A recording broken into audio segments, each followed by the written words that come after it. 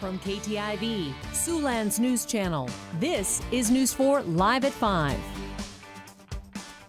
Minneapolis and St. Paul are on fire. The fires still smolder in our streets. The ashes are symbolic of decades and generations of pain, of anguish, unheard. Anger, frustration, sadness, all spilling over with a protest becoming a riot in one instance, and arsonists targeting a police precinct. The scene this morning showed the aftermath. Today, that police precinct and more than a dozen other buildings in Minneapolis gutted by fires. And there are fears protests could continue tonight. Today, hundreds of National Guard soldiers are activated in Minnesota to help law enforcement officers. Good evening, everyone, and thanks for joining us. I'm Matt Breen. And I'm Stella Daskalakis. People who live in the city now worry for their communities. The protests were sparked by the death of George Floyd at the hands of a Minneapolis police officer. Tonight, that officer has been arrested and is charged with third-degree murder and manslaughter. Derek Chauvin was arrested this afternoon. Video shows him pressing his knee into George Floyd's neck as Floyd lay on the ground. Authorities are still looking over the evidence and say there may be more charges to come. I've just received information from Andrew Evans, the superintendent of the Bureau of Criminal Apprehension, that the officer who has been identified as Derek Chauvin in the death of Mr. Lloyd has been taken into custody by the BCA. We will be giving out further information when we have it. At this point, we do not have any further information on charging decisions that will be coming from the county attorney, but we did want to let you know that he is in custody. The BCA did make an arrest today. Authorities have not arrested or charged the other 3 officers involved, but are investigating. Most of the Minneapolis protests are centered on the Minneapolis 3rd Police Precinct. That's the precinct that employed Derek Chauvin. The precinct is in the Longfellow neighborhood at the intersection of East Lake Street and Minnehaha Avenue. A spokesperson for the department said that building was evacuated shortly after 10 p.m. Thursday night when it was clear it was unsafe to stay. Protesters eventually made their way inside the 3rd precinct and ignited several small fires. Here's a look at the scene overnight as flames and smoke surrounded the building. On Twitter, the city of Minneapolis urged people to retreat from the area as a precaution. Minneapolis Mayor Jacob Frey held a press conference this morning after protesters breached the 3rd precinct and set it on fire. It's a decision that I did not take lightly. I understand the importance of a precinct, but we are able to regroup and continue providing the same service to the 3rd precinct as a geography. Police said late Thursday no serious injuries had been reported. There are fears that another night of protests are ahead. More than 500 Minnesota National Guard soldiers are now on the ground assisting law enforcement in Minneapolis. CNN correspondent Omar Jimenez was arrested by Minnesota State Patrol on live TV Friday morning. Jimenez was reporting from the scene of protests in Minneapolis over the death of George Floyd when he was taken into police custody. During the live report, Jimenez fully cooperated with authorities and offered to move if he was standing in the wrong area. Despite having press credentials, Jimenez, his producer, and photographer were all detained. The Minnesota State Patrol released a statement after arresting the CNN crew. According to the Minnesota State Patrol, the 3 were released once they were confirmed to be members of the media. CNN disputed that statement, saying they identified themselves immediately. Minnesota Governor Walz called the arrest totally inadvertent and unacceptable, adding he takes full responsibility for the incident.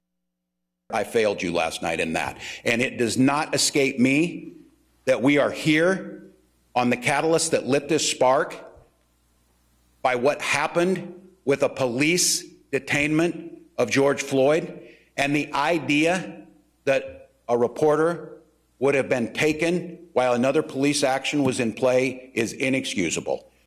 Jimenez and his crew were released after about an hour in custody. President Trump issued 2 tweets overnight that referenced the unrest in Minnesota. One of them was tagged by Twitter for glorifying violence. Overnight, the president lashed out at the mayor of Minneapolis, calling him weak.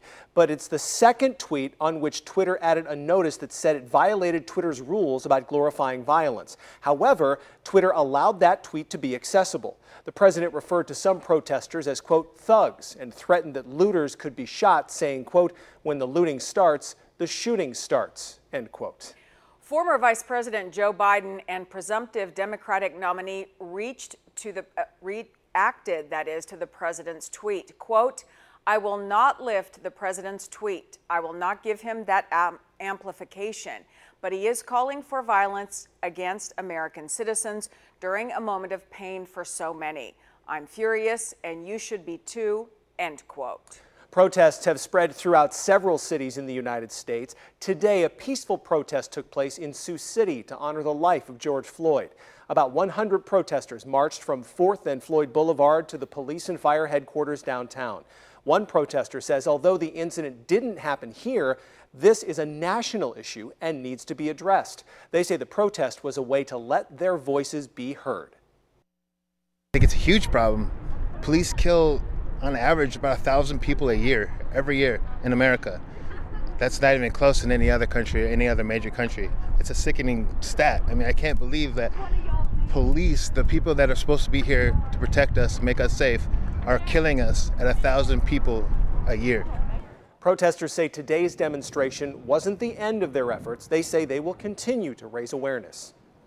Tensions are running high right now, and some Minnesotans are afraid of what comes next. People living in the Minneapolis area are worried for their communities. Downtown buildings are being boarded up as the city prepares for another possible night of protests. But how did it come to this, and what makes a peaceful protest turn violent? And many of us are watching the developments unfold in Minneapolis and in other parts of the country as protests happen over the death of George Floyd. The events are upsetting, and we are trying to process what's happening and to gain understanding. Therapist Sarah Lansness with Family Wellness Associates in Sioux City joins us tonight. Thank you for being here, Sarah. Thank you so much. First question, we've been seeing a lot of destruction and chaos recently in Minneapolis following the death of Mr. Floyd. From an emotional standpoint, what leads people to these types of extremes? I mean, unfortunately, when people from marginalized communities continue to feel as though their voices are not being heard, they may feel prompted to do more extreme forms of action and behavior. Well, a lot of people, including many of us here in Siouxland, we're watching these events from afar. And the question is, what's the best way to talk to others about this time, especially with children, with teenagers? Well, it's important to remember, no matter who you're talking with, whether it be children, teenagers, or adults, to listen to understand and not listen to respond. When talking to children and teenagers, it's so important to go to them first, to bring the topic up, ask them how they are feeling, and to validate those feelings of anxiety or worry, and then talk to them about what is happening. And what can we do right now to cope with these types of emotions in a healthy way? One of the best things to do is talk to people, talk to your family, talk to your friends, your neighbors, loved ones, get those feelings out. And sometimes it might be a good idea to take a little break from social media and to do other things. Stay active in your community, stay active in your home. Thank you so much, Sarah. We appreciate the input. Thank you. Absolutely. Thank you. President Trump today did not mention the massive protests taking place in Minneapolis and across the country over the death of George Floyd. Instead, he announced several dramatic moves targeting China during a Rose Garden ceremony. He also announced America is terminating its relationship with the World Health Organization, claiming the WHO has failed to make reforms and is too beholden to Chinese influence. We have detailed the reforms that it must make and engage with them directly, but they have refused to act. Because they have failed to make the requested and greatly needed reforms, we will be today terminating our relationship with the World Health Organization and redirecting those funds to other worldwide and deserving urgent global public health needs. The president also said America will end its special trade and security relationship with Hong Kong.